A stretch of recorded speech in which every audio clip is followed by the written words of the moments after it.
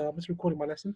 This is called, no, let's get out of there. Sorry, 1 second. Let me just make sure. Yep, the recording's on. This is called your crest. Do you remember what the bottom of a wave is called? No. It's your trough, yeah? It's like the bottom of a valley, a trough and a crest, yeah?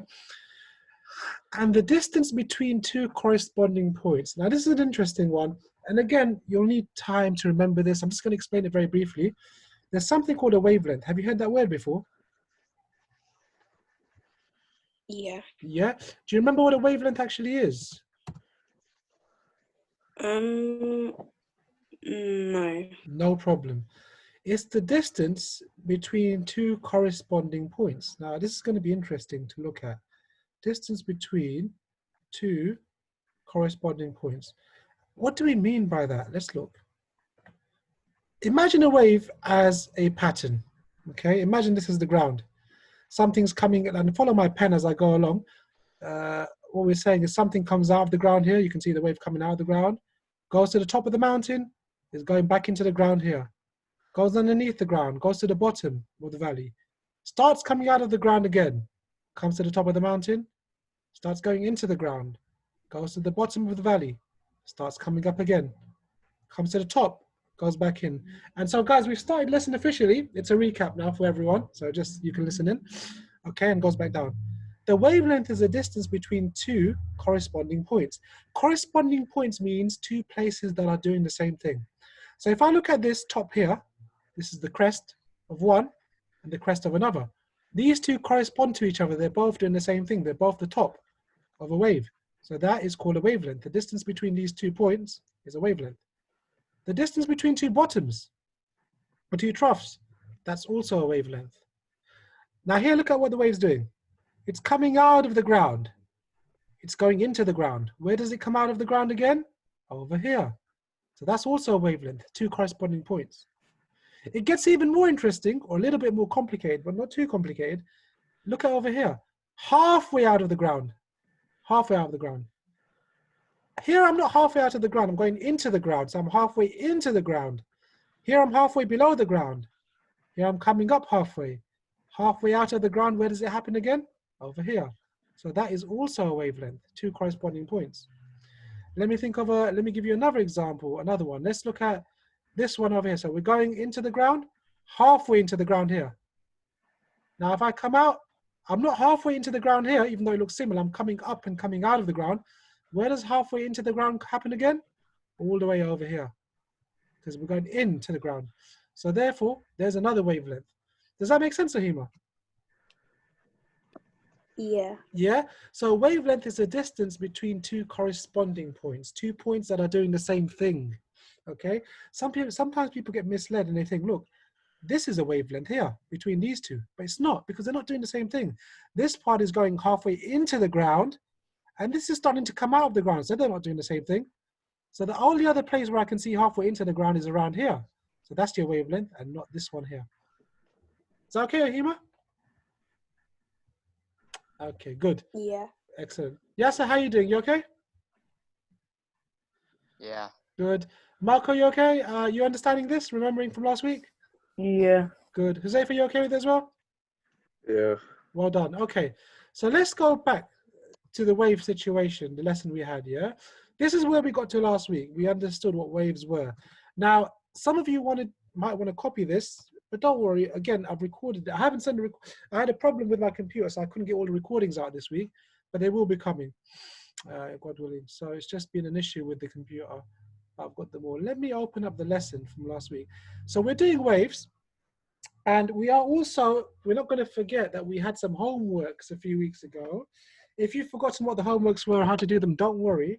I'm going to have, after we do waves, I'm going to dedicate a lesson to those homeworks, to going through the answers.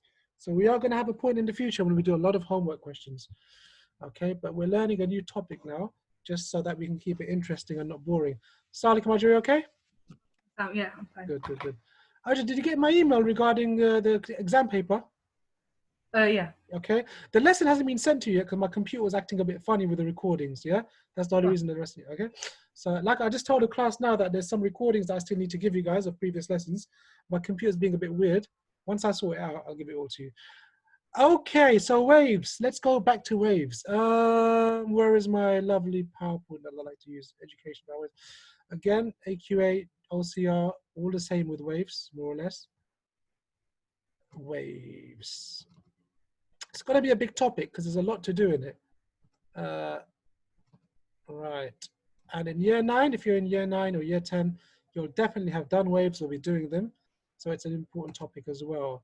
Again, guys, anything you're stuck on, you ask me, I'm going to help you. Can everyone see the screen? Yeah. Excellent.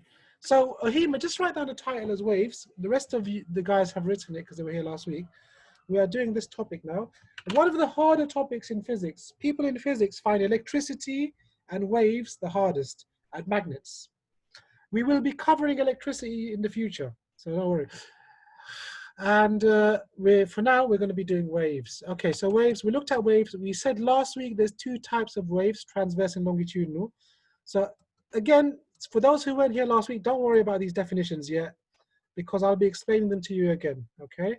What you do need to worry about is labeling a wave and understanding what the different parts are. So let's start quizzing you guys on how much you remember.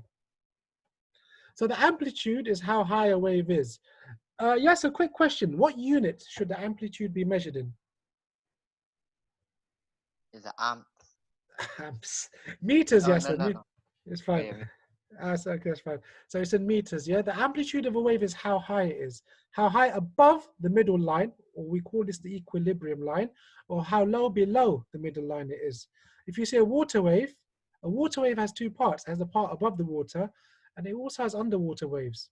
And the flat water is known as your middle equilibrium line. So the amplitude shows you how much energy a wave has. Remember that, guys. Amplitude is talking about energy. If you're in the ocean and your waves are higher in the ocean, you're going to feel more energy making you go up and down in the boat, okay? And this proves that the higher a wave is, the more energy it has. So the amplitude refers to the energy of a wave. Okay, good. The wavelength, as we just said in our recap a few minutes ago, is the distance between 2 corresponding points. And these words, corresponding points, are very important to understand. Corresponding points are not necessarily points that look the same. For example, where my arrow is now, and where my arrow is now. You see where my arrow is going from to where it is going to? These 2 points are not a wavelength because they're not corresponding. Why? They look similar. They look like, look, this wave's at the same point as this wave.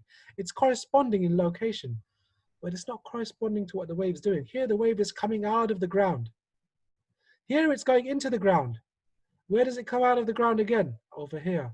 So the wavelength is the distance between this point and this point, not between this point and this point.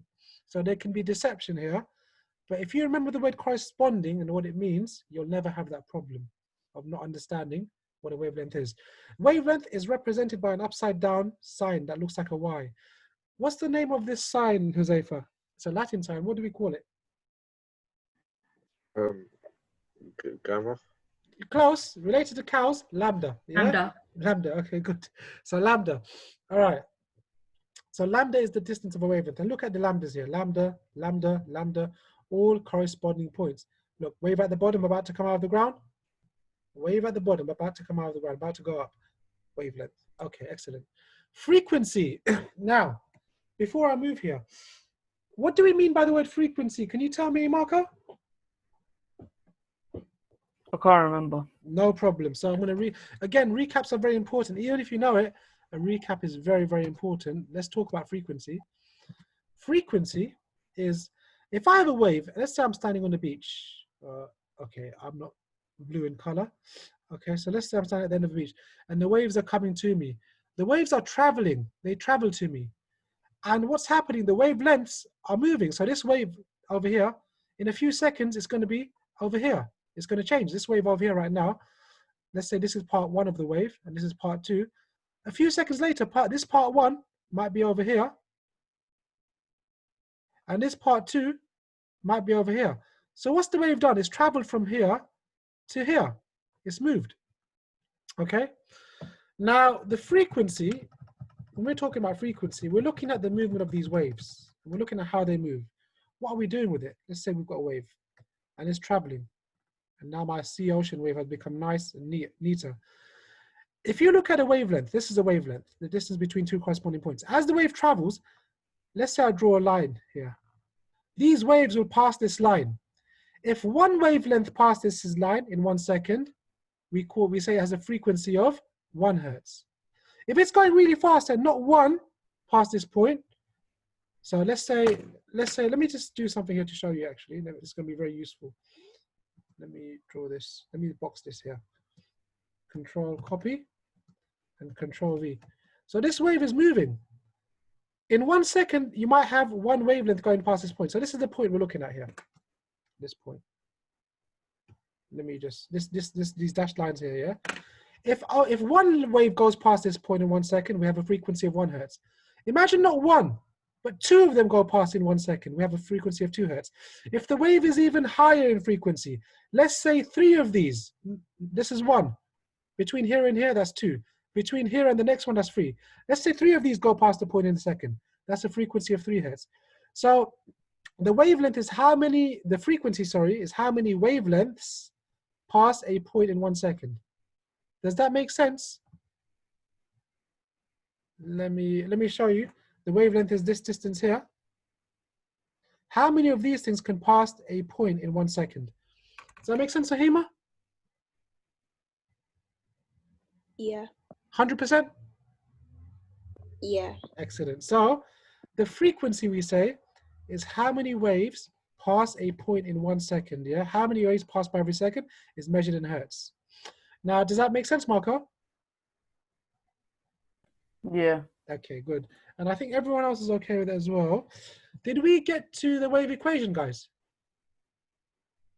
No, we didn't do frequency last week either. Okay, very good. I was just thinking maybe we need to write frequency down. So what I want you guys to do is start writing today. Write down the definition of frequency. If you haven't done amplitude and wavelength, when I send you the recording, you can write that down, or I can help you later. Write down the definition of frequency. This is how many waves pass by every second is measured in something called hertz. If 2 waves are going past every second, 2 hertz. If 3 waves are going past every second, 3 hertz. Now, frequency has an equation, which is 1 divided by period. We'll talk about what period means in a second, but I just want you guys to write this down. And as soon as you write, you can tell me.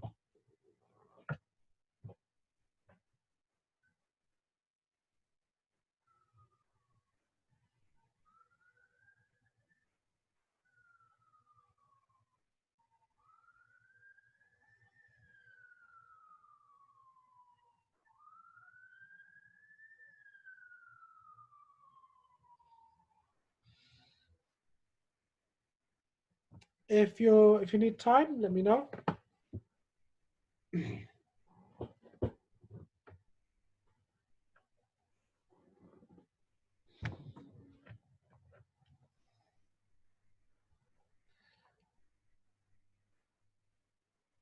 Yes, is it making sense to you? Yeah. Yes, sir? Yeah, good. Okay. Audrey, you doing okay? Yeah, done. Good, you're done, yeah, excellent. Okay, so I'm gonna move on to the next page, but in the next 5 seconds, you can tell me if you need some time on this page still. So 1, 2, 3, 4, 5. Before I move on to the next page, just one more analogy of frequency to help you understand it as well. Frequency, let's keep this diagram actually in a second. Let me just draw this. Imagine a person as a wavelength, and people are standing in a queue.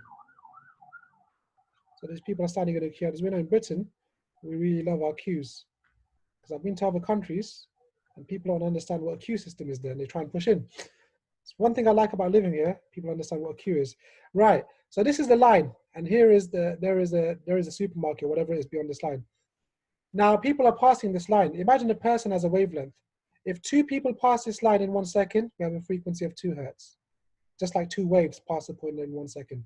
If 3 people pass this point in 1 second going to the shop, we have a frequency of 3 hertz.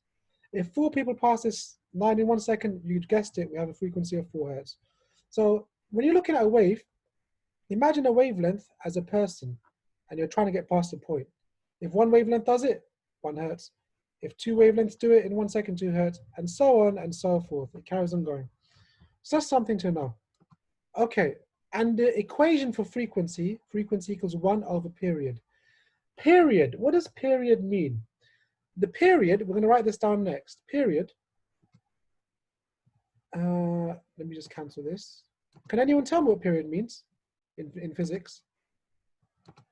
The period. What do you think period means, Zayfa?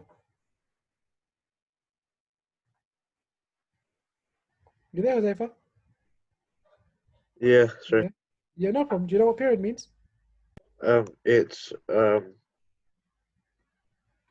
worry if you're not sure. Time taken for one complete wave to pass a point. For one complete wave to pass a point. So I want you guys to write that down.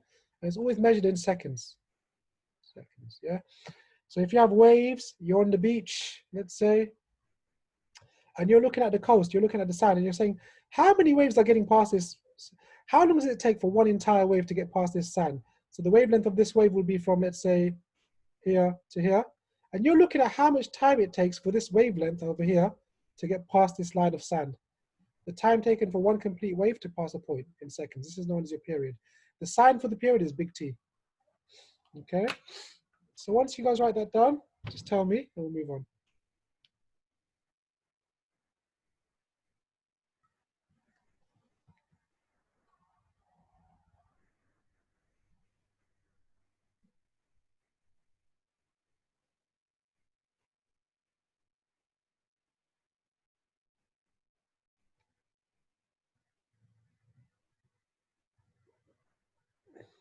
Done, Roger?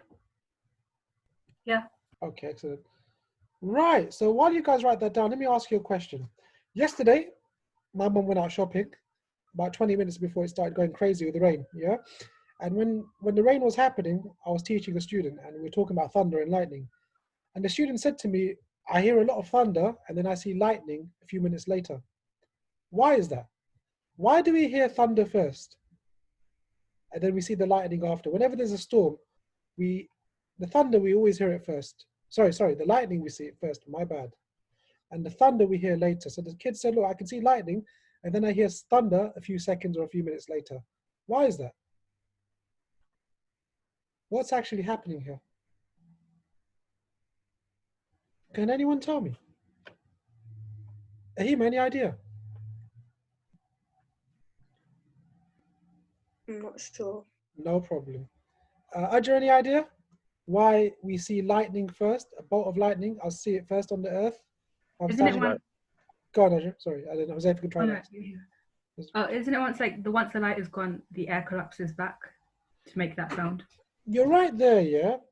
You're right. But what's happening when the lightning happens in the from the clouds? There's a lot of energy involved, yeah. A lot of energy which creates lightning, and the energy comes out in two ways. It comes out as light, and it comes out as sound. Light travels faster than sound. Exactly. Light travels very fast. Light is a wave, sound is a wave. They're both waves. Light travels at 300 million meters per second, while sound travels at only about 700 meters per second. Light travels millions of times faster than sound. So when lightning happens, the light gets to your eyes. The lights travel to you before the sound can even get to you. And because of that, you see the lightning first and you hear the sound later. And why this is important on our topic is we have to have an understanding of something called wave speed. Wave speed is how fast a wave travels. Okay, it's different to frequency. Frequency is how many waves go past a point in 1 second, as we said. The speed of a wave is how fast the whole thing is traveling. So it's interesting. Think about it like a car, okay? In a car, you might have 4 people. 4 people. And you're passing a point. So in 1 second, 4 people might pass a point. 4 people are passing a point. So that's a bit like frequency. 4 wavelengths pass a point. But that's got nothing to do with the speed of the car. The speed of the car might be 100 miles per hour. So the speed of the car is different to the frequency that it's carrying with it. The speed of something is how fast it travels. The frequency is how many things get past a point in 1 second. Does that make sense, guys? Yeah? Marco, make sense? Yeah. Good. Ahima? Yeah. Good. Ajar? Yep. Okay, and Huzaifa? Cool with that, yeah? Yeah. Okay, and Yasser, okay with that? Yeah. Okay, so what we're going to do now, the reason we talked about wave speed and frequency is because it's an equation that links the speed to the frequency. Some people get confused and they think speed and frequency are the same thing. No, frequency is how many waves get past the point in 1 second. The speed is how fast the wave is traveling. Nothing travels faster than light, and that's why we talked about lightning, which is interesting. I want to give you guys an interesting question here, actually, before we move on to this. Let's spend a minute on this question, no, not longer. Now, the question is this. Can I look back in time? Can we see the past? If I look around at night, can I see what happened a million years ago? So in other words, if I look at the sky at night, if I look at the night sky, and this is very interesting, can I see something that happened a million years ago? Can I see something that happened 1 million years ago? Let's think about this. I'm going to ask you all what you think. So let's start with Yasser. Can I? You don't have to copy this down. Maybe. Maybe. And why, Yasser? Why'd you say maybe? What's your reason? Something to do with waves Something to do with waves? and light. And light, maybe. Okay, maybe. You said maybe. Huzaifa, what do you think? What was the question again? So if I look in the sky at night, can I see something that happened a million years ago happening right now in front of me? So can I look in the sky and see something that's actually happening a million years ago, happened in the past? Yeah. Tell me why. Because the light takes a long time to travel. So, like, if something happens a million years ago, like, let's say a star blows up or something, Yeah, like a million years later, you can see it on a telescope from Earth. perfect. Yeah, so I'm not even going to ask the rest because you got the right answer there. I'm gonna explain this to you guys. If I'm looking at the sky at night, okay, and I'm seeing a star. This star is going to be billions of years away. It's going to be very far. So it's going to be very far, very far. And let's make an example up. Let's say 2 million years ago, the star exploded. 2 million years ago, you don't have to write this down, there was an explosion. Something happened on that star. There was an explosion. And in that explosion, it released, let's say, blue light. So this blue light started coming out. If I was there 2 million years ago, if I was standing on Earth 2 million years ago, it just released this light. For me to see what's going on with that star, the light has to actually reach my eyes. So this star exploded 2 million years ago and the light got released, yeah? Because this blue light got released. And this light started traveling. It started traveling. And it took the star's so far, the light took 2 million years to get here. So this light that started 2 million years ago with this explosion, it only reaches my eyes now. So only now can I see an explosion that actually happened 2 million years ago. I'm looking back in time. When I'm looking at stars, I'm looking at them actually, not right now. I'm looking at them how they were years ago. Because the light that's coming to me right now from the stars left that star many years ago to come to me. And now I'm not looking at the star as it is now, I'm looking at it in the past. Does that make sense, Audrey? Yep. Excellent. Does that make sense, Ahima? I still don't understand. It's a tough one. Let's say someone's really far away, yeah? And let's say, because you like baking, let's say someone baked a cake on this star. They baked a chocolate cake. Baked chocolate cake. And then they sent a message saying, look, I want Ahima on Earth to know that we baked a chocolate cake. But that message is going to take time to get to you. They sent someone with this message in a spaceship. The spaceship took 500 years to get to you and say, look, these guys baked a cake. So you actually now know what happened 500 years ago there. The cake's probably been eaten by now, 500 years later. Does that make sense? Yeah. Okay, in the same way, instead of baking a chocolate cake, let's say they baked a cake here and they sent a signal, they sent a TV signal to the Earth. They sent you a signal saying, look, we baked a cake. That signal is going to take 500 years to get here of them baking that cake because it's so far away. So when you're watching them bake the cake, they sent a signal 500 years ago. You're watching something that happened 500 years ago because the signal took that long to get to you. Does that make sense? A bit more? Yeah.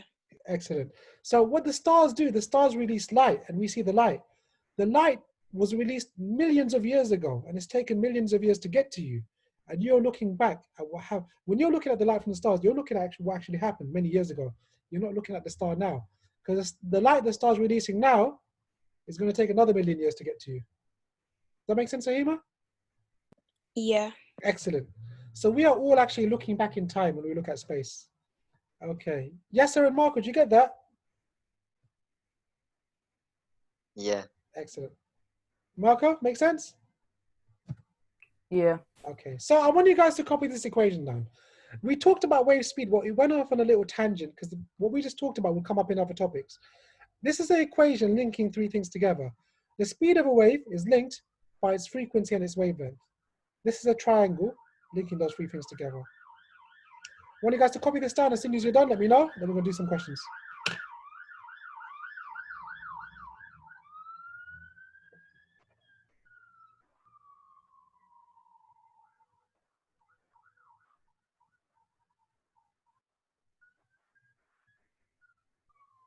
Arjun, let me know as soon as you're done as well.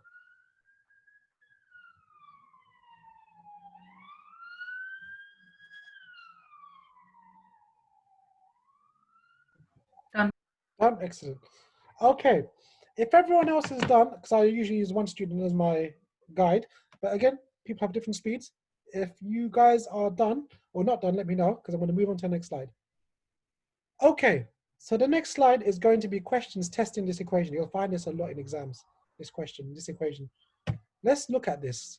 I want you guys to answer questions 1 to 4, and we're going to go through it, yeah?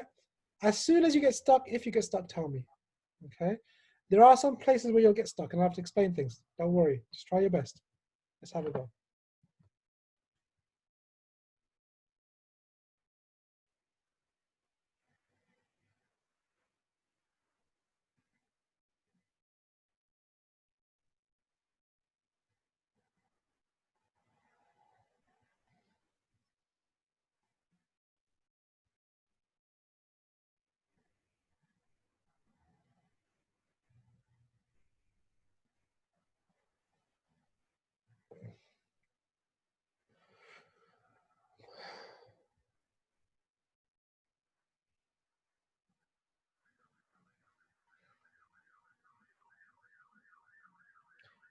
Number 3 might be difficult. Don't worry, we'll go through it. It's just a language issue, number 3.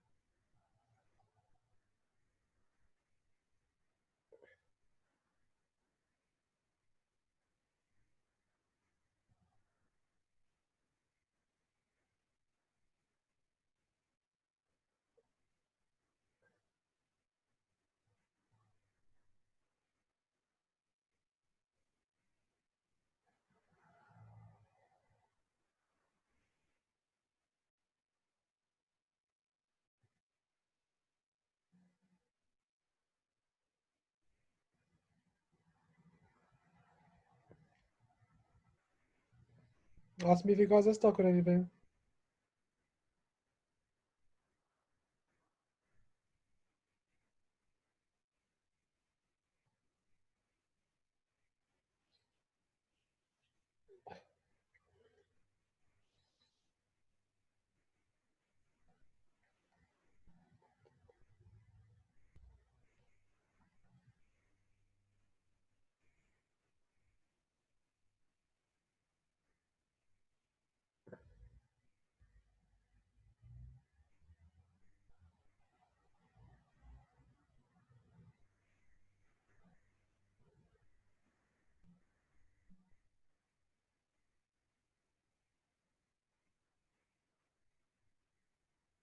So 4 more minutes.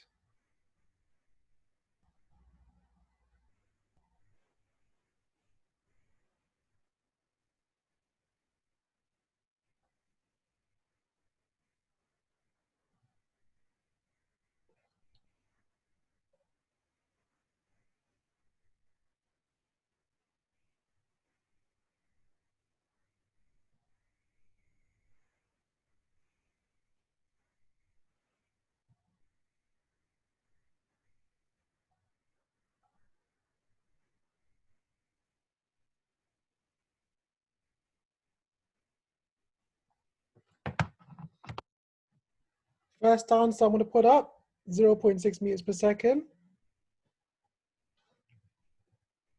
Remember, speed is always in meters per second. If your frequency is in hertz and your wavelength is in meters, it will automatically give you an answer in meters per second. Number 2, 0.2, and then number 3 and number 4, when you guys ask me, I'll put it up. Audrey, you done? Yep. Okay, cool. So let's put these up for everyone. I'm going to give you guys a few seconds to mark it, then we're going to talk through them and see if you're stuck on anything. Okay, so let's go through it. And I'm going to ask you if you will base our working out on who's got wrong answers, yeah? So you can put your hand up to say if you got it right or wrong, or you can just tell me.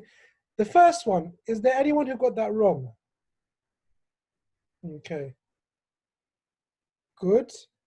Second one, anyone got that wrong? No problem. Third one. Now, when you're looking at vibrations, it's talking about frequency. This is what I wanted to tell you here. If something vibrates 660 times a second, it means there's 660 waves going past the point every second. So whenever they're talking about vibrations, they mean frequency. 1 minute, let me go back. And the fourth one, everyone okay with that? Okay, now I'm going to ask you guys individually. So let's ask Marco first. Marco, which one did you get to?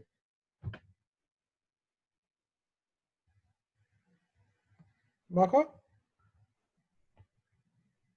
I don't think Marco can hear us, no problem. Yasser, which one did you get to? I did one of them. And you got all of them right? Yeah. Good. Huzaifa, you okay with all of them? Yeah. Okay. Ohima, how are you with them? I got to question 3. Very, very good. And did you get them right until question 3? Yeah. Perfect. So that's a good start. It's cool. We don't need to do the rest right now because we just need to. Hello? Hello, Marco. You okay? Yeah, I just lagged out. No probs. How many of them did you do? The questions, I Marco? did one. One's fine. Did you get the right answer? I didn't get to see them all. No problem. Did you get the right answer for one? Yeah. Excellent. Okay, look. So if you guys haven't done them, don't worry. This was just a test of you being able to use the equation. And even if you've done one of them and used the equation correctly, it's fine. It shows me that you can use the equation. One thing I've got to mention here, though, when in this question, right, for those of you who didn't do 3, this is an important thing. When it says the speed of sound is 330 meters per second in air, you know that's talking about the speed automatically. When Dave hears this sound, his ear vibrates 660 times a second. What sound does it? Will vibrate your ears at the same frequency that the sound is at. When something's vibrating, it's talking about frequency, okay? So if they have a 660 next to the word vibrates, it means this is going to be the value that goes into your F, or frequency value. And then the rest of it you can work out using the equation. More of this later. But first, I'm happy if you guys have done the first 1 or 2. If you've done the rest, power to you, more benefit. Good. Let's move on.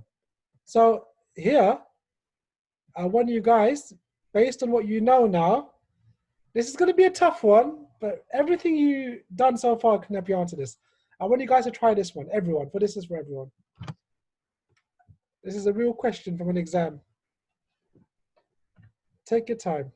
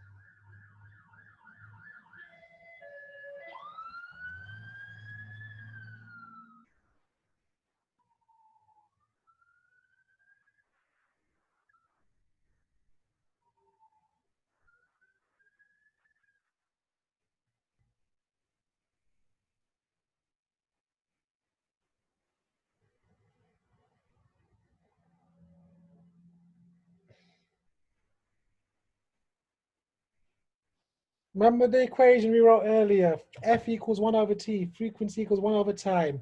Remember what the word time period means. It's a toughie, but you can do it. Let's give you guys another 1 minute max, and we're going to go through it. Remember this time here is in ms, small m and small s, milliseconds. There's a lot you're going to learn through this.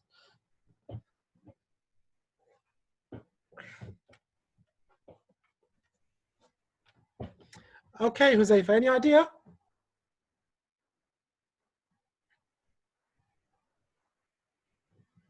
Not sure. Marco, any idea with this one? No, I'm not sure. No problem. Ajay?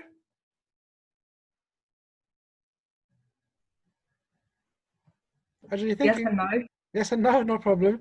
That's a good answer because this is a bit of a yes and no question. It's a bit tough. Yasser, any idea? Not sure. Not sure. Okay, and Ahima? I'm not sure. Good. So the reason I ask all of you, it's good because then you guys know that even sometimes you guys are not sure, and so you don't. There's nothing to lose confidence about with these questions. They're difficult. So let's look at this. First of all, we mentioned a few slides ago this equation here. So we mentioned two equations. Let's look at the equations we mentioned just to give you guys a reminder of what's going on. We mentioned this equation here, V, F, and lambda, which you guys can all use. But sometimes people tend to forget the little equation over here. Frequency equals 1 over period in seconds. So I remember this. So I'm going to write this down. Yeah, I'm going to write these equations down. Frequency, F equals 1 over t. In other words, frequency equals 1 over period. Now the period is how long a whole wave takes to be made, or how long a whole wave takes to pass a point. The time involved with one full wave. And also, don't forget this equation here. Let me put the other equation on as well, 1 second. Let's get out of here first. So the other equation is this one, which is our triangle. So C, F, and lambda, or VF and lambda. This is your speed, this is your frequency, this is your wavelength. Okay, so there's two equations. Now the question is, which one can we use here? It says, first of all, what type of wave is this? Can anyone tell me what type of wave this is from last week's lesson? Is it transverse or longitudinal wave? Longitudinal. So, well, transverse wave is one which looks like this. That's a transverse wave. Any wave that goes up and down like a wave is transverse. So the first thing is this is called a transverse wave. And for those of you who weren't here last week, there might be a bit of difficulty understanding what a transverse wave is, but I will teach you that separately in your individual lessons I have with you. So don't worry. So this is transverse. Does that make sense, Josefa? Yeah, it was my mistake. No problem. Amplitude. What do we mean by amplitude? Let's go through, let's ask you guys. Ahima, what do we mean by the amplitude of a wave? What did we say earlier amplitude refers to? Do you remember? It like the height. The height. And it's the height above the middle line here, yeah? So what's the height of this wave? It's not 1, it's not 2, it's about 2.1. So A, let me write this down with my pen. Pen doesn't want to work. Bit of a weirdo, this pen. Right, so A, the amplitude is going to be around 2.1. Because we're looking at the height above the middle. This is the amplitude. This depth can also be seen as the amplitude, but usually we measure from the middle to the top. Sometimes some people measure from the middle to the bottom. It's all the same. Okay, so does that make sense, Yasser? Yeah. Okay, now the next bit, time period. The time period. Now the time period, this thing over here, which we're circling, the time period is the amount of time taken for one whole wave. So if I look at one whole wave or one whole wavelength, let's say I start here. Where does this wavelength complete? So I want you to say to me, stop, Ahima, when I'm at the end of the wavelength. So I'm going to go here. Just say stop when you think I should stop.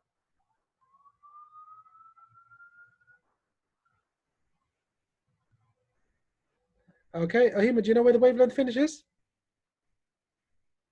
If I start there, I'm coming out of the ground, it finishes over here, okay? How long is that? Because what does this actually show? It shows t, which is time. How long is that, guys?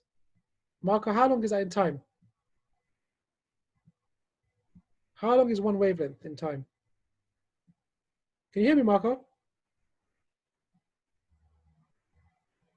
Marco is here, but maybe can't hear me. Can you hear me, Ahima? Yeah. Yeah. How long is that time taken for that whole wave there? Is it 4? 4. And what unit is that time in? Is it in seconds or something else over here? What does this mean, a small ms? Isn't it meters per second?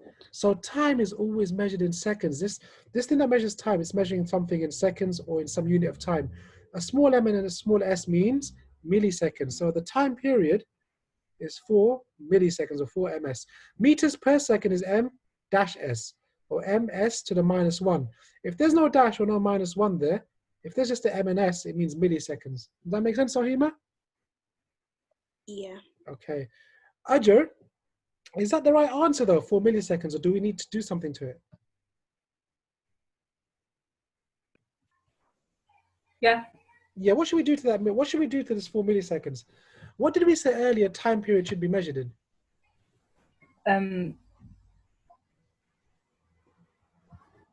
Let's go back up for a second, I'll show you guys.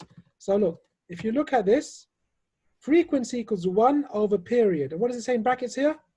In S, meaning seconds. So our time period, anytime we're looking at the time period of a wave, we need it in seconds. In an answer, you might see it not in seconds, like here. The answer is in milliseconds. How do we make milliseconds into seconds? If I want to make milliseconds into seconds, what do? I always, and you guys can write this down, a technique. If you have 4 milliseconds or 10 milliseconds and you want to make it into seconds, you divide by 1000. It's like making millimeters into meters. You divide by 1000, yeah?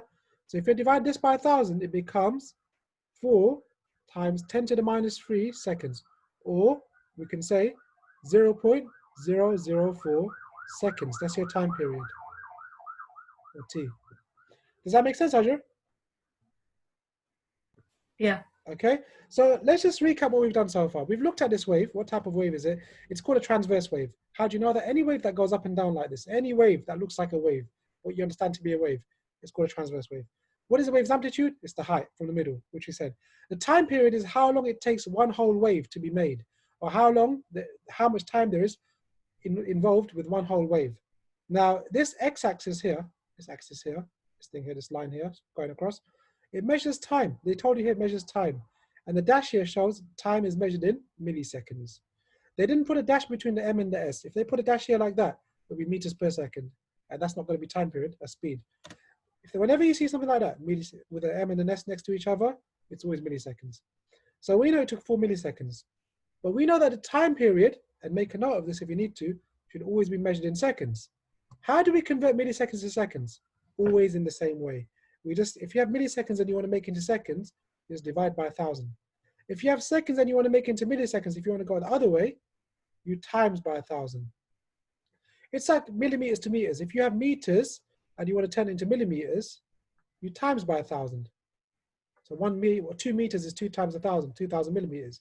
If you have millimeters and you want to turn it into meters, if you want to go the other way, you divide by 1000. So it's just unit conversion. Okay, now the frequency. We saw earlier that the frequency can be given by 2 equations, speed over the wavelength, or 1 over t. We don't have, and to use this equation, you need, to work out frequency, we need speed and we need wavelength. Here we have wavelength, yeah? But we have no speed, they're not telling us the speed. This V over here represents voltage, for example. It doesn't represent speed. None of this represents speed. So if you want to use an equation, you have to know 2 things to work out the third thing. We don't know the speed here for this wave. We don't know the frequency. We only know the wavelength, so we can't work out the frequency. We use this, because why can we use this? We know 1 is just 1, and t, we just worked it out as 4 times 10 to the -3 seconds. So what we can do F equals 1 over t, or frequency equals 1 over 4 times 10 to the -3. And then we'll get our answer frequency, which is probably going to be around 250,000 or whatever it is. Okay, does that make sense, Ahima? Yeah. Any confusion? No. Okay. Arjun, you okay with that? Yep. Okay. Yasser, makes sense? Yeah. Huzaifa? Yeah. Okay. And Marco? Yeah. Okay. So just to go over this again, we've just done a method on it. We haven't worked it out fully because I want to teach you the method. The proper working out and the detailed equations, we can leave that for the exam questions. But what we need to remember here, look, amplitude, we need to remember it's the height of a wave from the middle. Some people could say it's also the depth of a wave from the middle. All good. Time period, the time taken for one complete wave. Usually on a graph where you have a wave, this x-axis will always talk about time. This y-axis will always talk about energy in some way, yeah? And they can call it V, they can call it B, they can call it A, they can call it D, they can call it whatever they want. No, this is always talking about the energy of the wave or how high it is, its amplitude. Okay, the time period we know, the amplitude we know. The time period should always be in seconds. So if they're giving you the time in milliseconds, we must convert it to seconds. And we have to remember for the rest of our life that to convert milliseconds to seconds, you divide by 1,000. We also have to remember for the rest of our life that frequency, you can work it out using two equations. And whichever, depending on information we got, we can use either one of those two equations. In this one, we use the 1 over t. Okay, so that's a lot of information. Let's see what time it is. It's 5:01. We have 14 minutes left till our little break. Okay, so measuring the speed of waves. Now, we're not going to do this one yet. We're going to write some definitions down first. So wave front. If I'm looking at the ocean from the top, if you've ever been over the sea in an aeroplane and you look at the ocean, you can see the top of the waves. Kind of like this. If you look at the top of the waves, we call these tops wave fronts. A wave front is basically the crest of a wave when viewed from above. When you're looking at the wave from above, you'll see the crest only, and this is called a wave front. So I want you guys just to write this down, the definition. A wave front is basically the crest of a wave when viewed from above, okay? Don't worry about this next diagram yet, because I'll teach you about that in a second, but write the definition down first. Once you've written it, just tell me.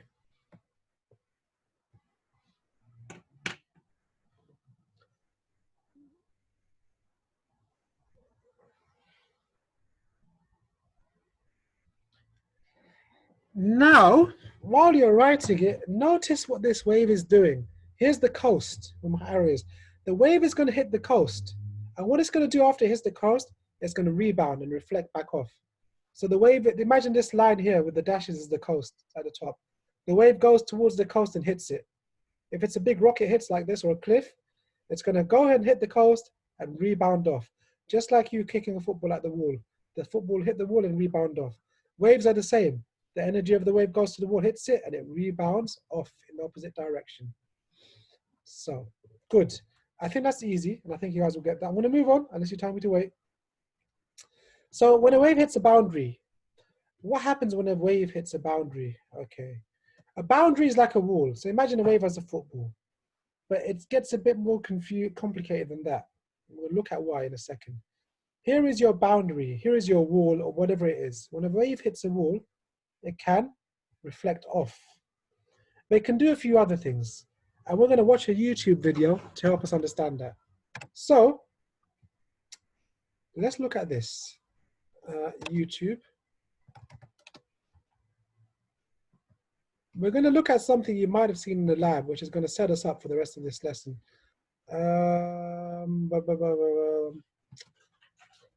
Let's see. Total internal reflection demo. Okay, watch this. Now, you guys might have seen an experiment like this in school before.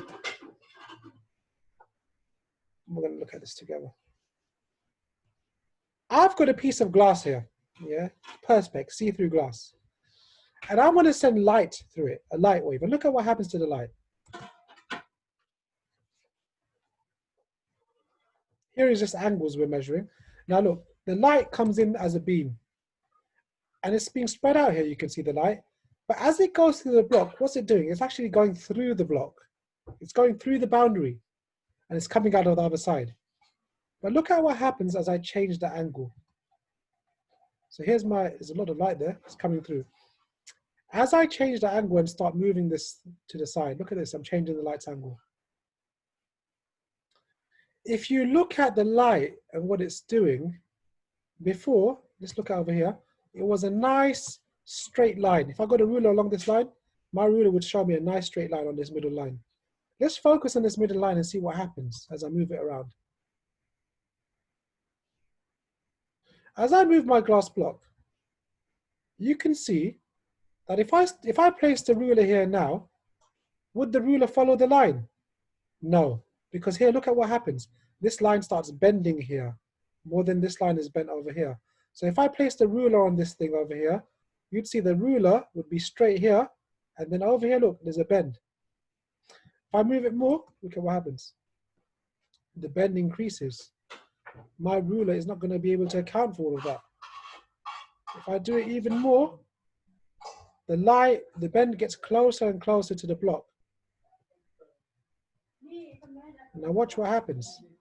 If I move the light enough and get the angle right, you can guess what's going to happen next. The light doesn't even pass through the block. It's like a football being hit at a wall. Hits the wall, reflects off of it. So now you've got something see-through and it's not allowing light to pass through. So when light comes to a boundary, it can do three things. It can go straight through it, like we saw earlier. Let's go back to the straight through bit. Light's going straight through over here. Look, it's going straight through. It can be bent. Light's bending over here more than it should be, okay? Or exactly as it should be, but more than we'd expect. Or it can be blocked and reflected. Look at what the light's doing. It's going in. It's not going through too well, but what it's doing, it's being reflected back. So when light hits a boundary, any type of boundary, it can be blocked by it, it can go straight through it, or it can be reflected back. And this is very, very deep physics, and it's responsible partly for our conversation right now, because what's happening, me talking on the computer, it's being turned into signals. Those signals are turned into light and they're coming to you, and they're coming through being reflected. But that's complicated, it's coming later. What we need to get down to is the basics, which is this. We've got 5 minutes left before break, roughly.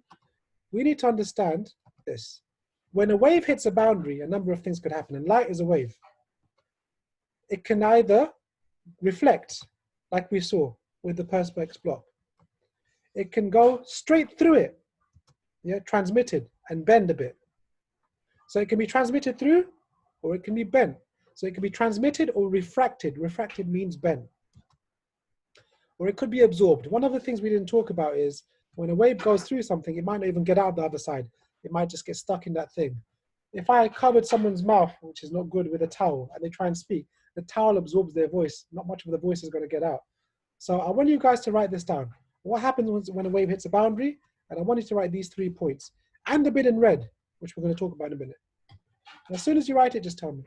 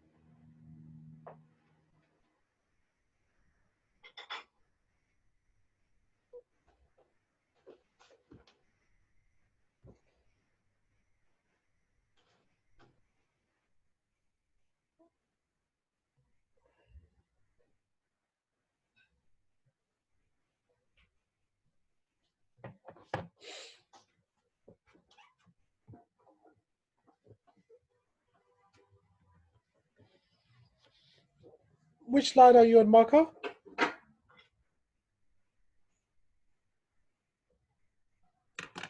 Marco, can you hear me? Yeah, I'm on the second one. Excellent. Yasser, which one are you on? I'm on the second one. Second one. Remember the word refracted means bend. As we saw the light bending earlier, remember the thing we talked about the ruler. The ruler won't measure straight along the line anymore because the light gets bent. Zayfa, which one are you on?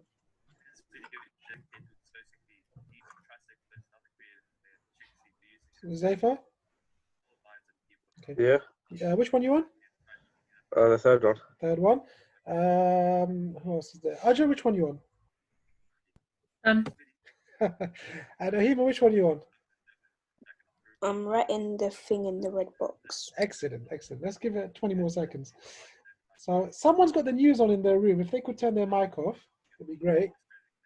Or someone's got something on in the room, but there's a voice coming through. Excellent, thank you guys. So whilst you write now, let's talk about a few things. One very important thing to remember, which is why it's in a red box, is when light goes through something or is reflected off something or is absorbed by something, when light does any of these three things, or a wave does any of these three things, the frequency won't change. That's one very important thing. The frequency will not change. The amount of waves going past the point in 1 second will not change. However, two things might change: the speed of the wave. When light goes into something thicker, glass is thicker than air. So if light is coming in from air and going into glass, the speed will slow down. Yeah, and the more light slows down, the more it will bend. This is very interesting and important. We'll talk about this in future. Yeah, but at the moment, we just need to understand when light goes into something, a different medium or a different object or across a boundary, whatever we're talking about, where light or a wave goes into something that's different to where it came from. For example, light's going from air into glass. What will happen? The frequency will always stay the same. The speed of the wave, the velocity, v in our equation, will not. The wavelength will not stay the same as well. The wavelength, how long the distance is between two corresponding points, it might not stay the same. It might stretch a wave. When you go through something, the wave might get stretched and the wavelength becomes longer. Or the wave might get squashed and the wavelength becomes shorter. So those two things will change. The frequency will never change. Okay. So it's almost 5:15. In 2 more minutes, we'll start our break. I'm going to move on to the next bit if you guys are done. Okay, reflection. So we're going to look at all of these things now. We're going to look at reflection when light bumps off of something. We're going to look at refraction when light goes through and bends. And we're going to look at absorption, which is what we're going to look at the least, where light or some wave doesn't escape the material. It goes in there, it doesn't come out. It gets absorbed. Okay, so in the next 2 minutes, all we're going to do, we're just going to copy a diagram, guys. And after we come back from break, we're going to explain it, okay? I just want you to copy this diagram down. That's all we're going to do.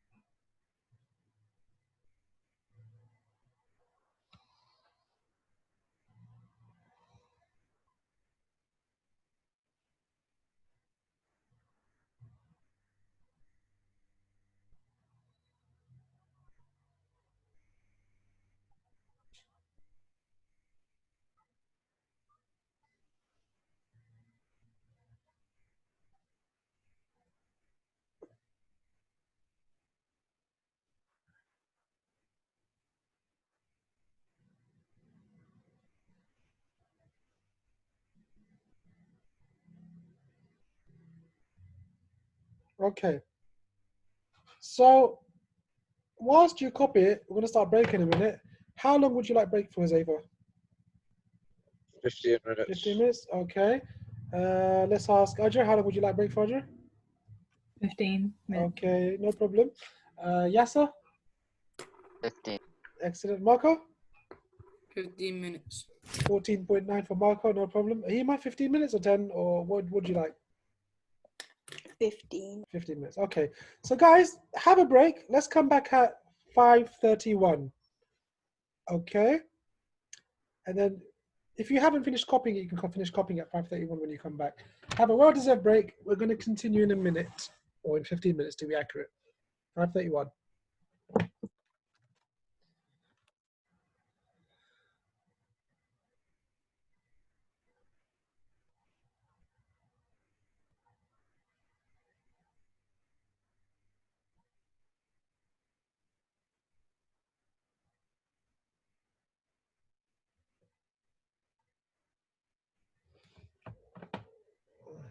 Ah.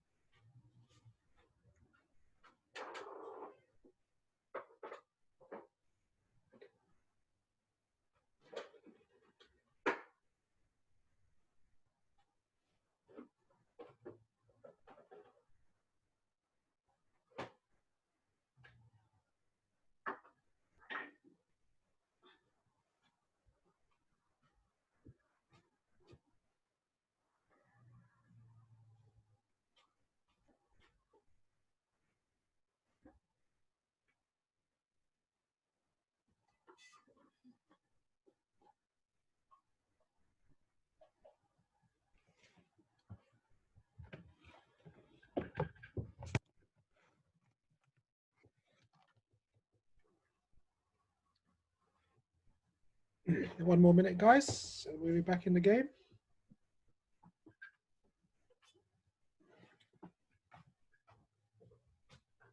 And we're back. Okay, let me ask if everyone's back first. Yasser, you back?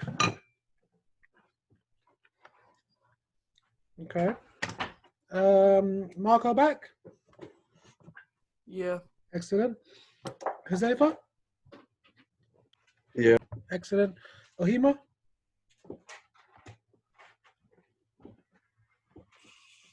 I think Ohima will be back in a second. Yeah. Excellent. Aja, you back?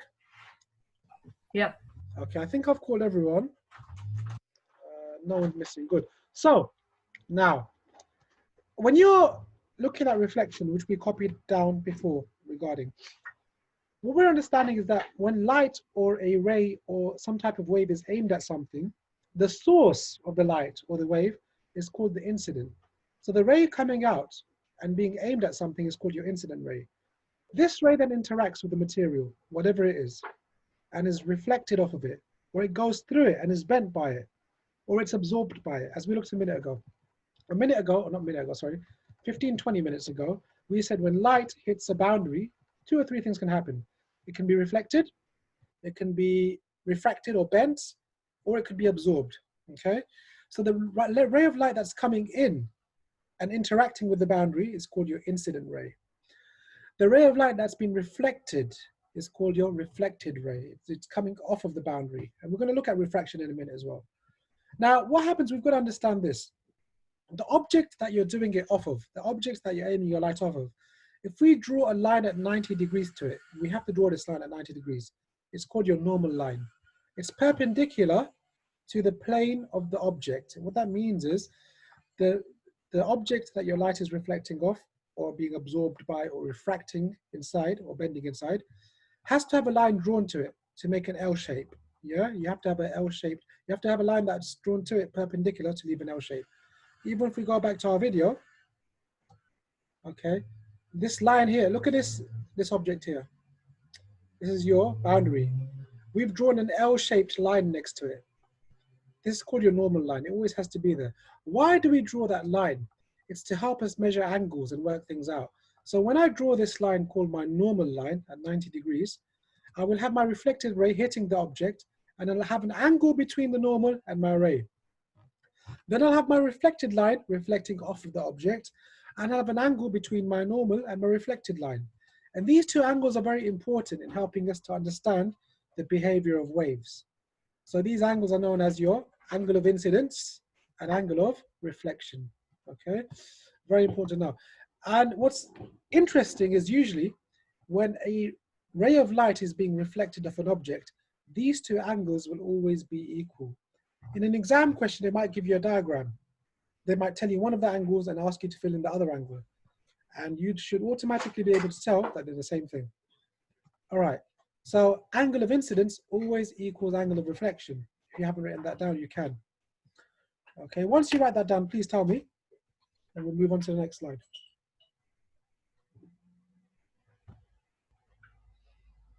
This is a big topic. It's kind of like biology and diseases. It will take 1 or 2 lessons probably to get through all of it, maybe even more.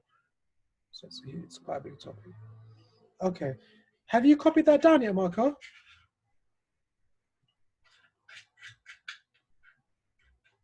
Hello? Hello, Marco. Have you copied it down yet? Yeah. Excellent. So I'm going to move on unless someone tells me they still need to copy. Okay, good. Now here, look at this medium, this thing that the light is reflecting off or it's interacting with. It's a mirror. It's something reflective. Yeah. Light doesn't always have to hit a mirror and be reflected off of it, as you know.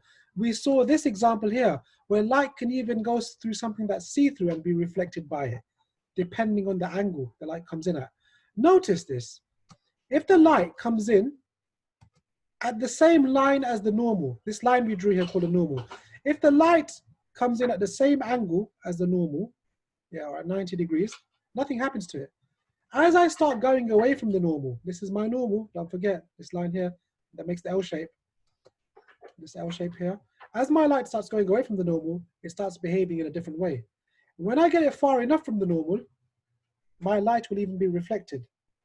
So this angle to the normal here, this angle that we have here, is very important in helping us to decide what's going to happen. And we'll talk about that in a minute. Okay, let's move on. So, reflection is the first concept. Now, sound waves, we're going to come to sound waves to vibration, we're going to come to ultrasound, we're going to come to. I do want to do refraction and diffraction and other things. And we're going to come to that as well. So let's look at, I've skipped a bit because this PowerPoint is not organized in the way I'd like it to be. So we looked at reflection, refraction, and absorption, yeah? Let's talk a little bit about refraction now, bending of light. So I want you guys to copy this title down, refraction. And I want you to think about when you go swimming, you look at the bottom of the pool. You'll notice some things about the bottom of the pool. Just write the title refraction down, and we'll talk about this. What do you guys notice when you go to the swimming pool and you look at the bottom, the outside? There's lines along the bottom of the pool.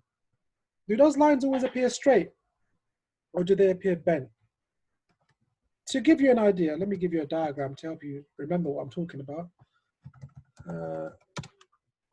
Let's look at refraction, swimming pool.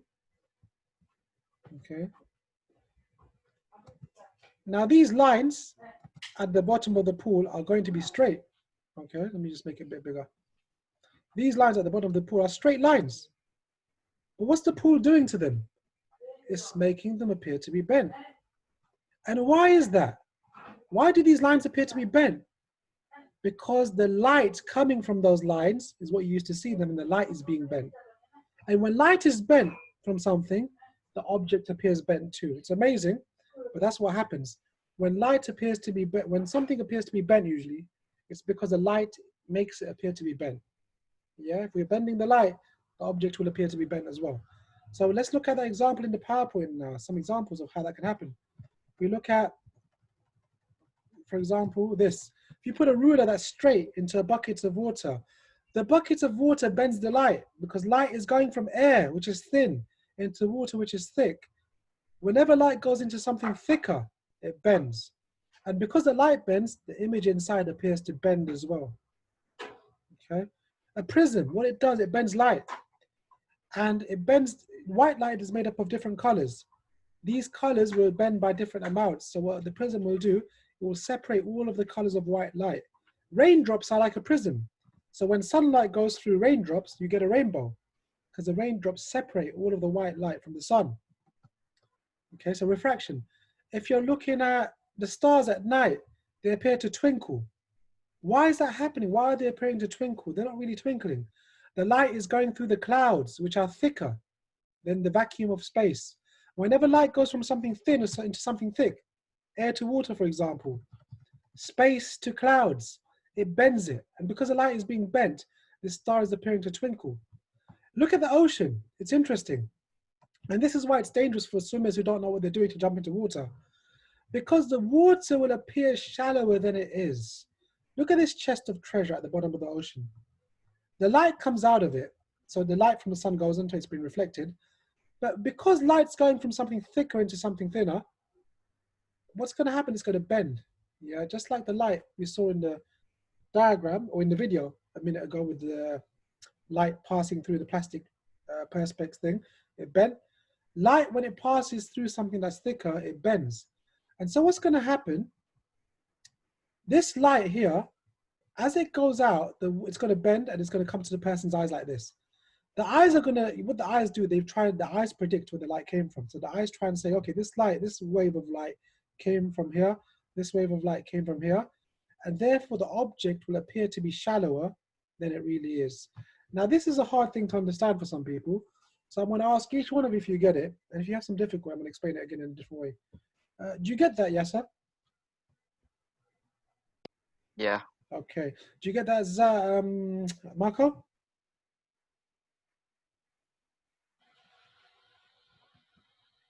Marco, I think, might not be able to hear us. Audrey, did you get that?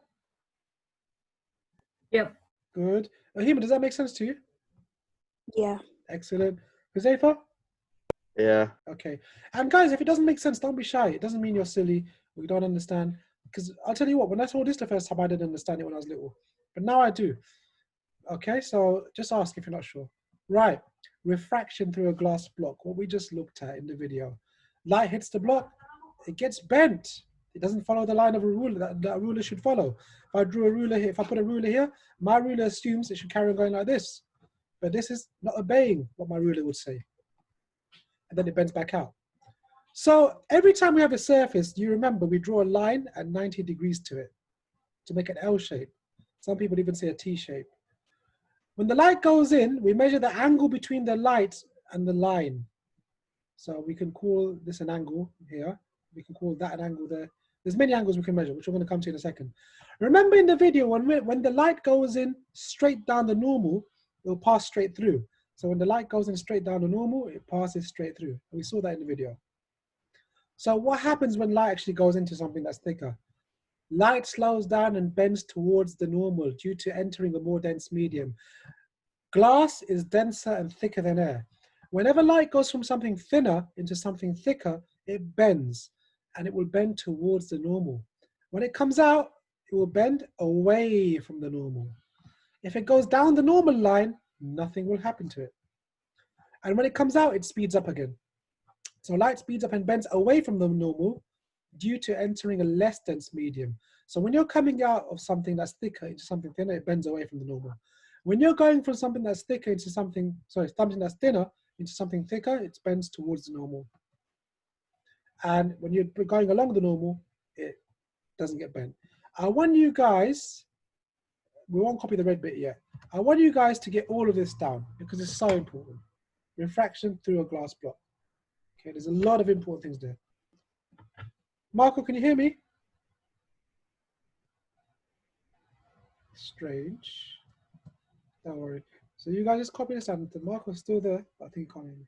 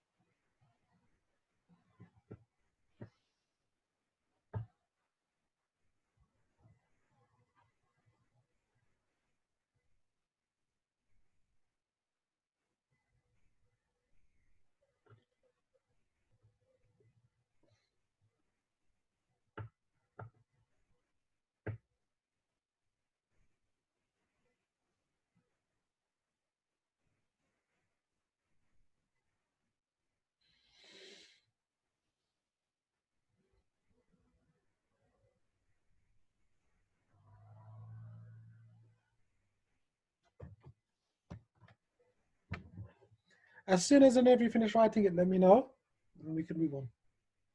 Done. Done? Excellent. Okay, let's ask people how far they are. Yes, sir, how far are you along? On the last one. Last one, good. Huzaifa? Yeah, Done? Okay. Ahima? nearly. Nearly? Okay. Ahima? I'm nearly done. Very good. And Marco? I'm nearly done. Excellent, excellent. Good. Let's give you guys 20 more seconds. Right, so we're going to talk a little bit about glasses here, because what is it with glasses? Interestingly enough, while you guys are copying, to make this a bit more relevant, I'm going to leave this over here for you guys who are copying to finish it. We'll talk about glasses here. When you wear glasses, what's actually happening? Glasses are basically pieces of glass, and they are dense, they're thicker than air. So what your eyes do, we draw a rough diagram of a red eye, that looks disgusting. Let me just fix that. Let's pretend there's an eye behind this situation here. While you guys are copying, you can start looking at this. So you've got eyes behind a pair of glasses. Okay, I know these eyes are not the best. What your eyes do over time, your eyes need to bend light to be able to focus an image. We looked at focus a few months ago in homeostasis. Your eyes need to be able to bend light. As you get older, your eyes can't bend light very well. Because what's happening with your eyes? Light is going into your eye. Imagine this was your eye. Light goes in, it's going from something called air, which is not as thick as your eye. So whenever light goes in from something thin into something thick, it bends. your eyes bend the light to enable you to see. As you get older, your eyes can't bend light very well. And you have a pair of glasses. So what do the glasses do? Before the light gets to your eyes, it bends it for you. So your eyes don't have to work as hard. So you can see properly. So this concept of refraction, it's used in glasses. It's very important. It's used in vision. We see because our eyes bend light. Why? Because the light goes from something that's less dense and less thick, like air, into something that's thicker. So all of these things are important. What about goggles? When you wear goggles in the ocean, if you've ever worn goggles underneath the water, it's amazing. You can see everything. Why? Because the goggles, they create a barrier. So you've got your eye here and you've got the goggle in front. There's a bit of air there. Yeah, water's not right in front of your eye. Because if water's in front of your eye, when you open it, everything appears blurry. Why? The water's bending the light too much before it gets to your eye. What the goggles do, they give you some air. And that allows some space for the light to come to your eyes without water bending it too much. But that's extra information. So what we're going to do, we're going to carry on. If you guys are ready, tell me if you need some more time, otherwise I'll move on. Okay, so using wavefronts to show refraction. What did we say a wavefront was earlier? Let's ask Ajay, what's a wavefront? It's the crest of a wave when viewed from above. Exactly. So you might be viewing a situation from above. Okay. So you might be viewing, let's say this is the ocean here. Or let's not even say this is an ocean. Let's say this is the experiment we saw on YouTube.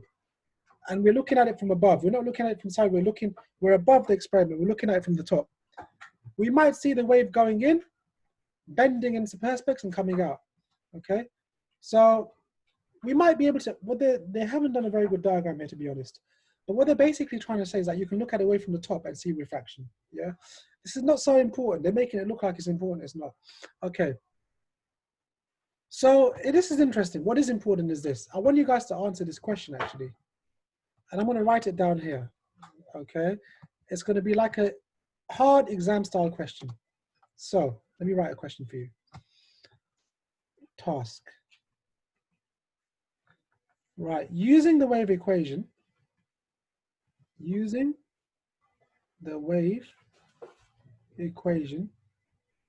you can use numbers if you want. Let me make my pen a bit thinner in a second. Using the wave equation, explain what happens, and try and put some detail into this, to the wavelength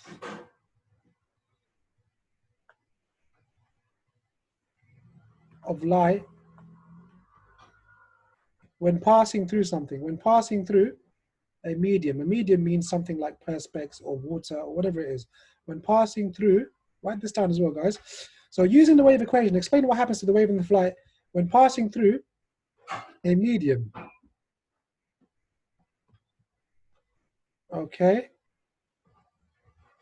If it slows down. If it slows down.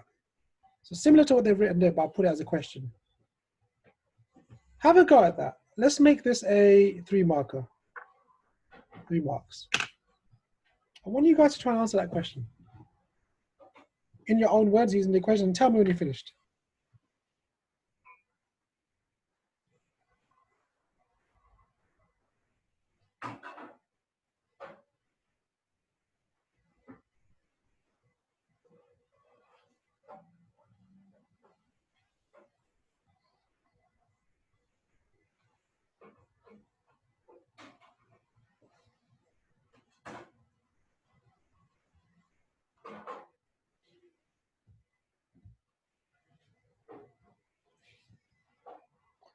This is a very important concept to understand, guys, what we're going to do next with this equation.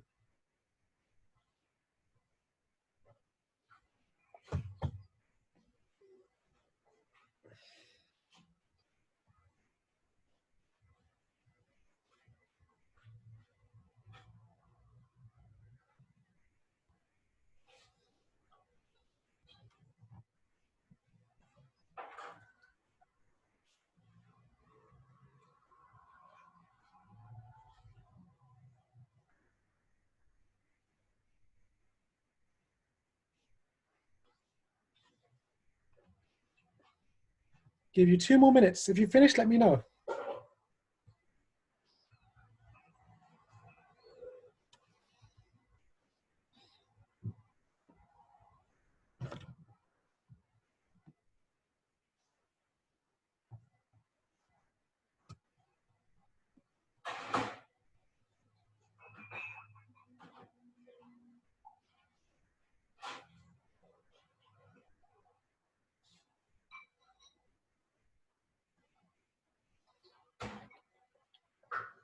And I'm going to answer this directly today in a second.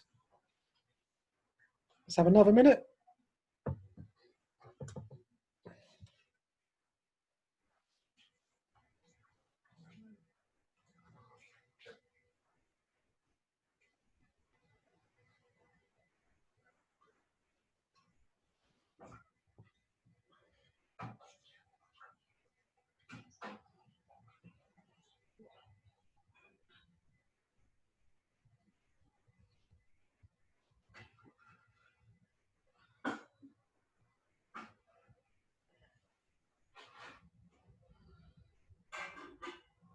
Thirty seconds. Lovely, lovely, lovely.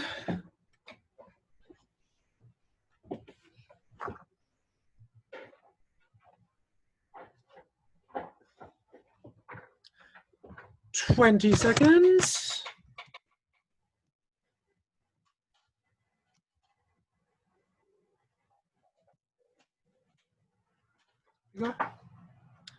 Let's go through it. Okay, so guys, let me explain it to you and then I want to see how close you guys got. First of all, we need to write, okay, this, which is one of the rules. And I want to ask you guys, what happens to the frequency of light when it goes into something that's thicker? Let's say I've got a block of plastic here. I've got light going into it and it bends and it comes back out. What changes and what doesn't? That's what we first need to understand.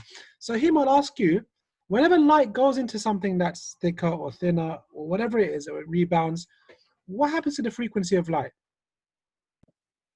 Doesn't it refract? What it does, the light itself refracts, it bends, well done. But the frequency stays the same. Do you remember we said that earlier, Hima? Yeah. Yeah? Okay, so frequency always stays the same. Now, that's the first point we could have made.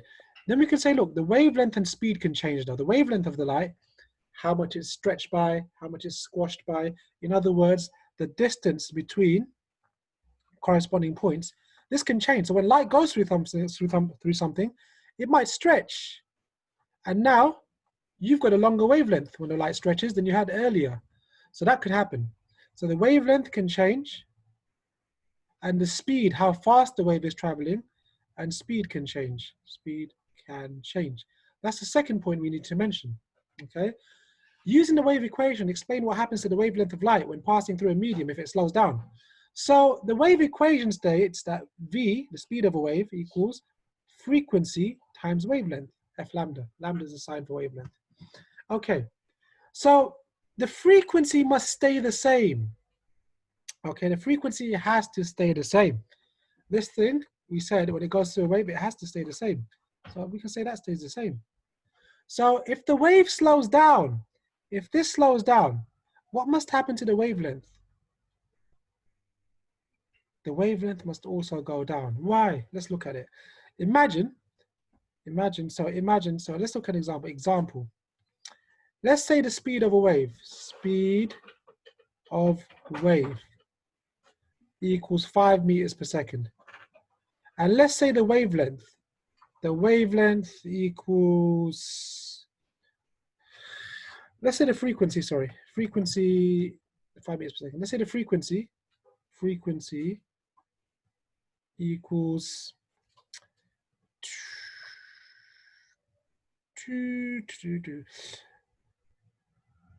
10 hertz. Okay. If I got these two values, and if I put them into the equation, let's say, look, I'm just going to move this. I'm just going to put this data over here to show you what's happening. If I say speed equals frequency times wavelength, I know my speed is 5 from here. I know my frequency is 10. So speed of 5 equals 10 times wavelength. What's my wavelength going to be? My wavelength is going to be 5 divided by 10, which is 0.5. Do you agree with that, Hima? Does that make sense? Yeah. Okay. And everyone else, I'll ask you one by one, but sometimes I ask one student, others can tell us if they agree that it makes sense or it doesn't. So I think it makes sense to all of us. So the wavelength will be 0.5. So we worked out the wavelength is 0.5. Wavelength equals 0.5. Now imagine we're here talking about this wave. So this wave that's going into the block, it's got a speed of 5 meters per second. That's the speed before it goes in. It's got a frequency of 10 hertz. F equals 10 hertz before it goes in. It's got a wavelength of 0.5. Lambda equals 0.5. When it goes in, what's going to stay the same? Frequency is not going to change. As we know, frequency stays the same. So that's going to stay the same. We don't change this. That's why we're going to put it in a blue box. This does not change. But when you go from something thinner into something thicker, the wave will slow down. The wave will slow down when you go into something thicker. Yeah, it might speed up in some places, but let's say it slows down. So now let's say the new speed of the wave, speed inside the block. Let's write this in a different color. Let's say, and we've only got 15 minutes left, so let's try and do this. It's fine. Let me rub something. Let me just get a rubber out for a second. Rub this extra bit out, which will be in the way. So this is outside of the block. Once you're in the block, let's say new speed, so inside the block, let's talk about inside. The speed we're going to say is the speed of wave. Let's rewrite this. Speed is going, let's say the speed goes to half. Speed equals 2.5 meters per second. We know the frequency must stay the same. There can be no change in frequency. That's just the rule. Frequency equals 10 hertz. So what's happening to the wavelength? If the speed goes down, what's going to happen to the wavelength? Let's use our equation. We know V equals F lambda. That's our equation. Let's use it here. V is 2.5. So that's going to be our V equals F, I know stays the same, which is 10. And lambda, my wavelength, I don't know. So if I want to work out my wavelength, I divide this side by 10 and that side by 10. Take the 10 to this side. My wavelength will become, if I divide it this side by 10, that goes to 1. If I divide this side by 10, it becomes 0.25. So inside the thing, my new speed, is 2.5 meters per second. V equals 2.5 meters per second. My frequency stays the same. But what happens to my wavelength? My wavelength was 0.5 and now it's 0.25. So what's happening? We can see speed and wavelength are proportional. If one goes down, the other goes down. Speed was 5 before, now it's 2.5. Lambda, or wavelength was 0.5 before, now it's 0.25. Because speed went down, wavelength went down, and frequency must stay the same. Does that make sense, Fahima? Yeah. Excellent. Does that make sense, Huzaifa? Yeah. Good. Yasser? Yeah. Very good. And Ajur? Yep. Ajur, your maths is on a very high level, so I don't even need to ask you. And I'm sure everyone else's maths is on a high level, but I haven't taught everyone here maths, so I don't know about everyone, but it's good. Marco, do you get that, what I just done? Yeah. Yeah? Okay. I know, I think you cut off for a bit. Something's up with the computer, but if you're confused about anything, don't worry. All we said, Marco, yeah, is what happens inside when your wave goes into something. The frequency outside and inside are going to be the same. The frequency is not going to change. If the speed goes down, the wavelength must go down. If the speed goes up, the wavelength must go up. Does that make sense, Marco? Yeah. Excellent. Okay, we'll recover that as well to an exam question later. Okay, so we're using radio waves. We've only got 15 minutes left, guys. Let's look at radio waves now. Now, we also, don't forget, we've skipped a part in the middle because it was in the wrong place, which was sound waves and seismic waves and the structure of the ear. We're going to come to all of that, so don't worry. We've looked at reflection. We've looked at the angle of incidence, the angle of reflection. We've said when something reflects, these two angles are going to be the same. We've looked at a concept of, after skipping this stuff, we looked at a concept of what we called refraction, which is the bending of waves. And let's just move to that bit right now. Okay, this is all extra, all extra, all extra, all extra. We've looked at the, so you can see how much we've got covered there. Where's it gone? We've looked at reflection. We've looked at the bending of waves. We've understood when waves go into something that's thicker, from air into glass, for example, they always slow down. And we've also understood that the frequency never changes. Whether the wave's outside or inside, the frequency is going to stay the same. The only things that will change are the wavelength and the speed. And if the wavelength goes down, the speed must go down. If the wavelength goes up, the speed must go up. Okay, and we said that. We looked at refraction and why things appear to be bent underneath water, because what's happening as the ray of light is getting bent inside the more dense medium, water is denser than air, then the reflected rays to you, the thing that's coming to your eyes is also going to be bent, and henceforth the shape will appear to be bent. We talked about prisms a little bit. We said, look, prisms are thicker than air. So when sunlight passes through a raindrop, which is like a prism, or when light passes through a prism, what it does, it will bend the light. And different colors of light get bent by different amounts, which is why a prism will separate light into different colors, and a raindrop will separate sunlight into different colors. A lot of stuff. We looked at refraction. We looked at some of the stuff about the normal line, dense, less dense. We looked at a lot. Now, what we're going to look at next is radio waves. So I want you guys to copy this title down, Using Radio Waves. And if you were born in the 90s or 80s, and some of you even now, you'll remember the word radio. The word radio now, many people know it, but it's not used in the same way as it was before. I'll explain why. What happened before was radio waves were waves released by a radio station. So I might talk into a microphone and my voice gets turned into waves. Those waves are then sent to someone's radio. Someone's radio will take those waves and the electronics inside it will make those waves back into sound, and they can hear me far away. So what are radio waves? They can carry information. I can turn my voice into a radio wave using a machine. That radio wave will then have information on what I said. It can go somewhere with someone who has the correct machine. They can take that radio wave and turn it back into that information, turn it back into my voice. So let's talk about this a bit. Once you wrote the title down, I might, just to draw a diagram on it, you don't have to draw this. So I've got my microphone here and I'm speaking into it. And I'm speaking into it with sound waves. What the microphone does, it can take my sound waves, and make them into electricity. Now that microphone, if I connect it to the right equipment, it can be turned into what we call a radio wave. So now, my sound has been made into electricity, and by the right machine has been made into something called a radio wave. That radio wave then be sent through the air, okay? It travels, and we're looking at waves, so it travels as something called a wave. It might reach someone's aerial, something called an aerial. The radio wave goes to the aerial, which is connected to a machine called a radio. What that will do, that radio will go backwards.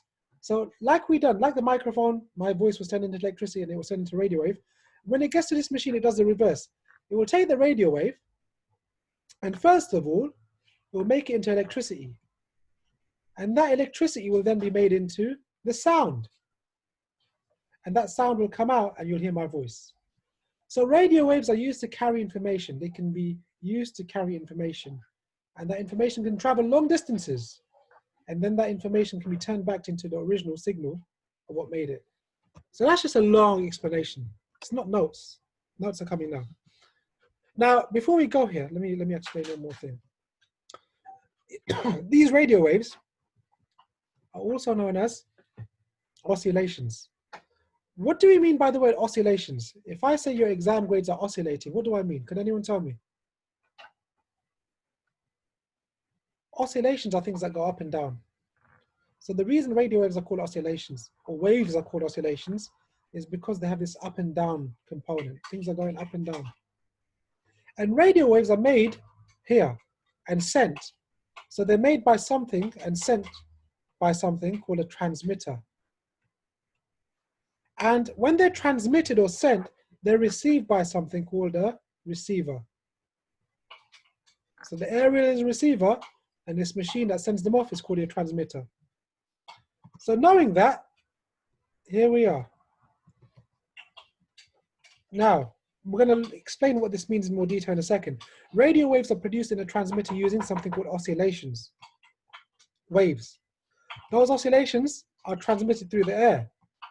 Then what happens next? They're picked up by a receiver, or radio in this case, which is your receiver. The radio turns back the wave into an electrical signal. And this next bit, you're going to copy it, and I'm going to explain it in a minute, yeah? So guys, I want you just to copy this situation down because it's important. And we might end the lesson shortly after that. It was.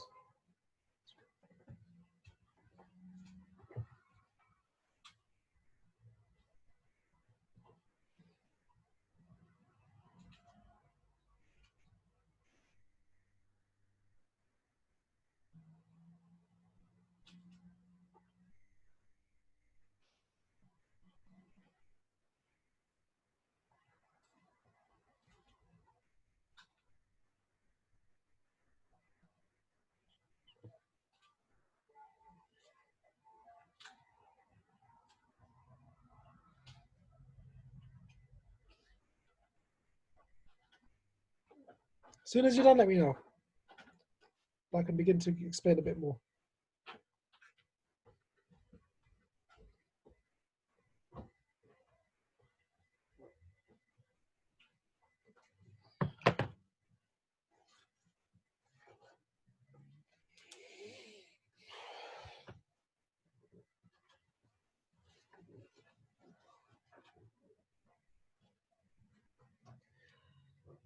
Now, while you write it, I just want you to realize that it says here, radio waves are oscillations, but they're also produced using oscillations. My voice is a wave, a sound wave. It's an oscillation. So I'm making my radio waves using an oscillation. Yeah? So radio waves are produced in a transmitter using oscillations. The wave is then transmitted through the air. The radio turns the wave back into an electrical signal. Then the second sentence here, they're just writing the first sentence in a more complicated manner. They're saying the oscillating wave, this wave is oscillating, it's going up and down, induces an oscillating electrical signal. What that means is this wave creates electricity. Because the wave goes up and down, the electricity goes high and low as well. So the electrical signal, the electricity is going up and down, just like the wave goes up and down. It's very interesting how that works. So whilst you guys write it, I'm going to ask you guys how much you understand. Arjun, do you understand the concept there? Yeah. Excellent. Jose, understanding it?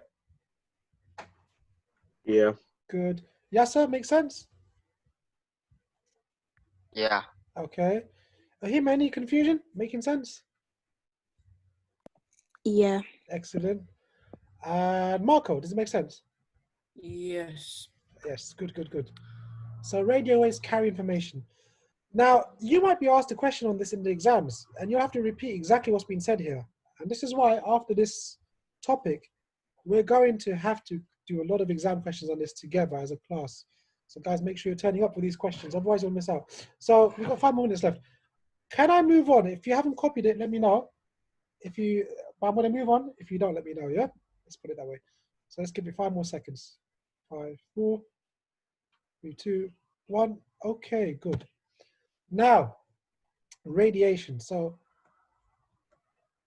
let's look at something now. Let's jump back a bit. So we're looking at radiation, UV, and all this stuff. All of these waves that we've looked at so far, and this is another bit we're going to add now. It's the right time, I feel now. Radio waves, light waves. Yeah, they're all part of a family. There's a special family of waves that radio waves and light waves are part of. Can anyone tell me what family that is? Can anyone tell me? Go on. Someone's saying it. Is it a waves? EM wave. EM waves. So let's write a bit about that before we finish up our lesson. And you can see this PowerPoint has got nothing on it, which means we're going to write a bit about it using a pen. Okay, so your next bit, easy part, yeah? EM waves, or electromagnetic waves and electromagnetic spectrum. So this might sound like a mouthful or a handful, but it's not. Electromagnetic waves, and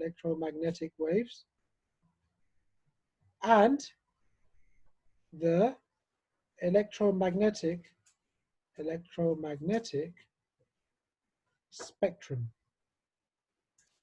So what does this mean? You're going to see this a lot in GCSE physics in waves. Big part of it.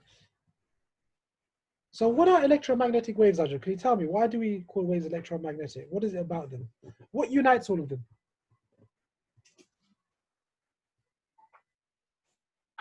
They like travel through a vacuum. That's a very good start. And the one thing that unites all of them is electromagnetic waves. The vibrations of electric and magnetic fields. That's a good addition. That's very good. Those are 2 points that are very good. The main point, the foundation, is electromagnetic waves have a similarity. Are similar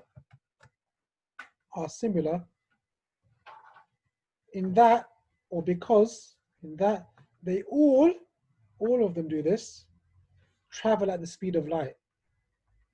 Travel at the speed of light. This is the main thing you've got to understand, guys. Electromagnetic waves, or arrow electromagnetic, excuse my grammar. You can also call them EM waves, if you're lazy like me, want to short it out. EM waves, or electromagnetic waves, are similar in that they all travel at the speed of light. So radio waves travel at the speed of light. That's why people say radio waves are an example of light. It's an example of light you can't see, because it's traveling at the speed of light. Ultraviolet radiation, which comes from the sun, which we're going to talk about. We're going to talk about all of these in detail. Ultraviolet radiation, which comes from the sun, travels at the speed of light. Visible light, the light that you can see, white light, travels at the speed of light. Black light, also known as ultraviolet, travels at the speed of light. That's an interesting one. Infrared or heat, waves of heat that come out of the sun, infrared, they travel at the speed of light. This is why when you have a nuclear explosion, the heat will kill everyone before the explosion does, because the heat's traveling so fast and melting everything in its path. So all of these things travel at the speed of light. So the electromagnetic spectrum is a family of waves that all travel at the speed of light. So the EM spectrum refers, so another word given to, refers to the family, alhamdulillah, of waves that travel at the speed of light. That travel at the speed of light. What is the speed of light? Can anyone tell me? I mentioned it earlier. This is given in some exams, and in some exams it isn't. So light, speed, and just try and remember this, equals 3.0 times 10 to the 8 meters per second. What that means is 3 with 8 zeros in front of it, 300 million. So I want you guys to write that down. As soon as you write it, we'll realize that lesson is over, and we'll continue our journey into waves next week. So as you know, the computer has been a bit funny regarding the videos. This is why the videos are not here yet. You will get them yet. This week it's going to be my mission to get all of those videos ready and send them off to you so you can watch them. Okay. Some of you don't watch videos, it's fine. You've got it in your notes. Some of you memorize everything, it's cool. Okay. Any questions? I'm going to ask you one by one. Are there any questions on today's lesson? No, thank you. Welcome. Well done. Ahim, any questions? No. No. Are you okay with it? Are you learning? Are you feeling like the learning is okay? Yeah. Yeah. Very good, Ahima. Do I see you tomorrow, Ahima, or on Tuesday? I forget. You can see me tomorrow. Okay, 3 o'clock. Good for you? Yeah. Okay, we'll finish off the rest of the science that you need help with. You're doing really well. Well done. Now, yes, are you okay? Yeah. Do you understand it all? Yeah. Any questions, Yasser? No. Okay, stay online, Yasser, for a bit. Yeah, I just want to have a little chat. Marco, you okay? Yeah, I'm fine. Excellent. Anything you're confused about or not sure about? No. Very good. You're doing really well. Huzaifa? You okay? Can't hear you, Huzaifa.